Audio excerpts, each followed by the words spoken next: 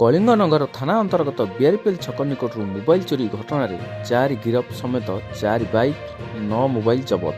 ସୂଚନା ମୁତାବକ କଳିଙ୍ଗନଗର ଥାନା ଅନ୍ତର୍ଗତ ବିଆରପିଏଲ୍ ଛକ ନିକଟରେ 23 ତାରିଖ ଦିନ ସନ୍ଧ୍ୟା 7ଟା ସମୟରେ ବାରାଡ଼ିଆ ଗ୍ରାମର ସଞ୍ଜୟ କୁମାର ମରିକ ଏକ ବାଇକ୍ ଯୋଗେ କୌଣସି କାର୍ଯ୍ୟରେ ଯାଉଥିବା ବେଳେ 2 ଜଣ ଅଜଣା ବ୍ୟକ୍ତି ହଠାତ୍ ଏକ MT-15 ମୋଟରସାଇକେଲରେ ଡୁବୁରି ପାର୍ଶ୍ୱରୁ ଆସି ତାଙ୍କ Android mobile handset Vivo V40E 5Gକୁ ଛଡ଼ାଇ ନେଇ ଦ୍ରୁତ ଗତିରେ ଦାନଦୀ ଅଭିମୁଖେ ପଳାଇଥିଲେ। ଚୋରି ପରେ ସଞ୍ଜୟ ସଙ୍ଗେ ସଙ୍ଗେ କଳିଙ୍ଗନଗର ଥାନାରେ ଏକ ଲିଖିତ ଅଭିଯୋଗ କରିଥିଲେ। ପୋଲିସ କେସ୍ ଗୁରୁତ୍ୱର ନେଇ କେସ୍ ନମ୍ବର 461/2025ରେ ମାମଲା ରୁଜୁ କରି ତଦନ୍ତ ଆରମ୍ଭ କରିଥିଲା।